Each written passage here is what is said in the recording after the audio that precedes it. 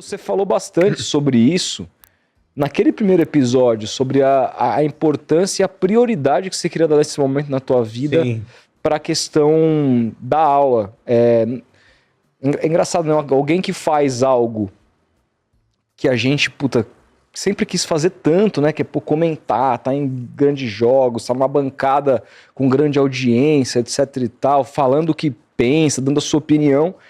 E eu falei, caramba, cara, é muito notório que o que move esse cara é essa questão de dar aula mesmo, assim. Eu vi quando você falou lá, eu saquei que, a sua paixão tá nesse lugar.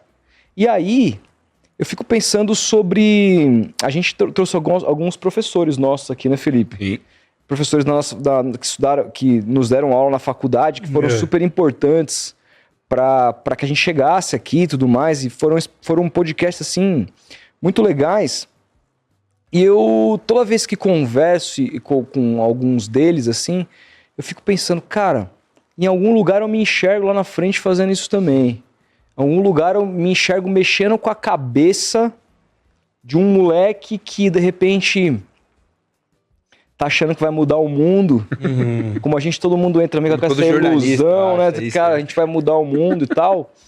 Mas não para tirar o sonho do moleque que ele não vai mudar o mundo, mas para tentar torná-lo um pouco mais realista no que de fato ele pode fazer dentro das possibilidades, mas ao mesmo tempo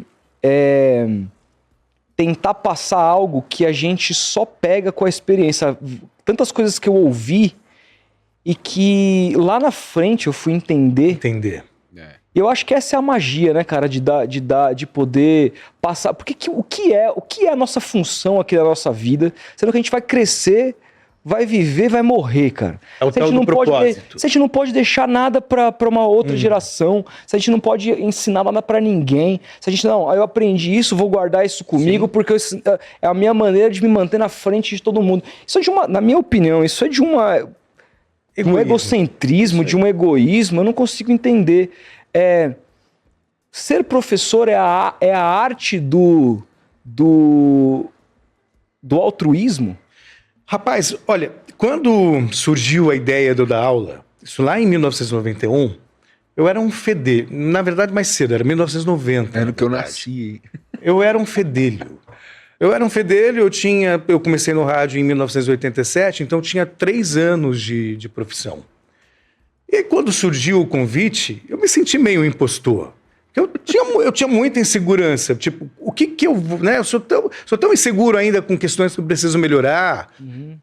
Mas eu aceitei o desafio. Sabe, se a vida te oferece ali, aposta. Só que aí, por que isso foi tão importante para mim? Porque essa minha insegurança fez com que eu estudasse muito mais para não decepcionar dando aula. Então eu posso dizer que quando eu comecei dando aula, eu aprendi tanto quanto ensinei.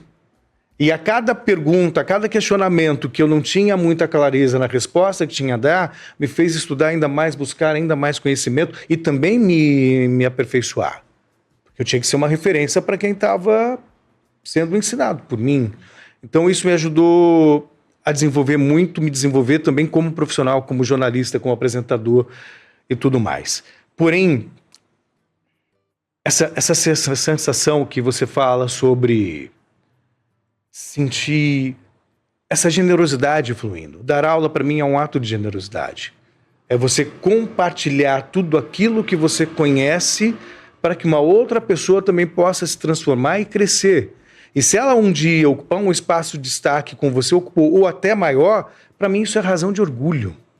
Então, quando você tem essa intenção de colaborar para o crescimento do outro, isso traz um bem-estar também fantástico, sabe? Então, altruísmo que você citou, sim, não só altruísmo, mas também essa sensação de dever cumprido.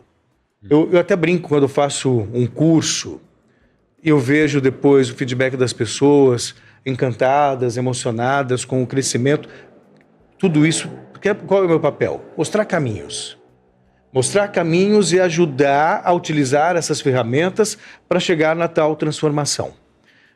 Mas a chave disso é confiança.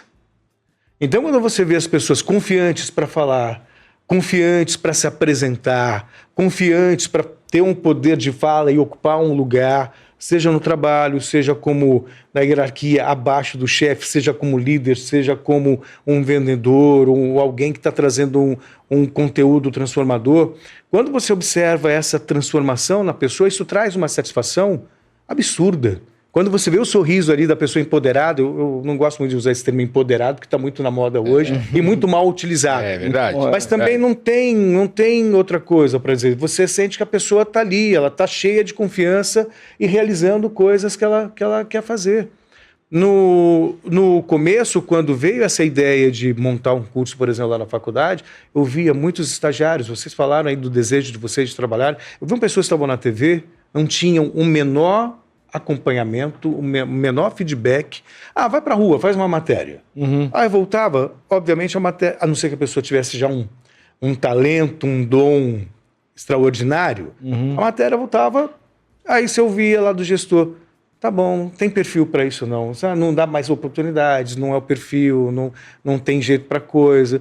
E eu sei que, de repente, se você trabalha, se você orienta, se você aposta nesse desenvolvimento e tem um acompanhamento, a pessoa, ela cresce. Ela se desenvolve. Então, muitas vezes eu via sonhos desfeitos com essa coisa. Você não tem perfil. Ah, você não serve para isso. Vai lá editar. O sonho da pessoa era sentar numa bancada e apresentar. Até hoje eu ouço de pessoas, mas ela não tem jeito, não tem. Claro que tem. É óbvio que tem. A faculdade trabalha. A faculdade de jornalismo ensina isso? Não. Ainda não? Não, assim, tem matérias voltadas para a área, mas assim, depoimentos de alunos passaram comigo no curso extracurricular na faculdade que eu ministrava. Pô, aprendi em 2 semanas o que eu não aprendi em 4 anos de faculdade. Porque é prática. Eu aprendi na prática. É alguém acompanhando, orientando, faz assim, projeta a voz desse jeito, diminui a velocidade, põe mais ritmo, encorpa um pouco mais a voz, usa a técnica da respiração, se mantém natural, genuíno, quer dizer... Essas técnicas, assim, realmente, assim, fica muito uma parte que é importante, teórica, mas essa questão prática eu também senti um pouco de falta. É óbvio. E é algo que eu já vinha, então isso vem comigo desde os tempos da faculdade. É óbvio que a formação intelectual do jornalista é importantíssima. Muito. Você vai estudar a escola de Frankfurt, de Frankfurt, ok. Foucault, Nietzsche... Tá tudo certo, isso é importante. Claro. Mas você também precisa pegar o microfone e saber falar na hora que você precisa ser acionado. Que você tem que transcrever o que está acontecendo no seu redor. Daquele momento do ao vivo, do agora. Isso é muito difícil. Então, às vezes, existe uma preocupação muito grande com o conceito do jornalismo do ponto de vista teórico. Eu já vi discussões em sala, como se todo mundo sentasse a bunda numa cadeira, numa reunião de pauta, para discutir como vai manipular o mundo. Isso não existe. Cada um recebe sua pauta, vai lá, tem que trazer a matéria e acabou. Você tem que trazer a notícia. E você precisa estar preparado para isso. Você precisa saber fazer. O Celso. Então essa é uma falha que eu entrei na faculdade e que eu ocupei justamente esse vácuo, primeiro preparando apresentadores para falarem bem.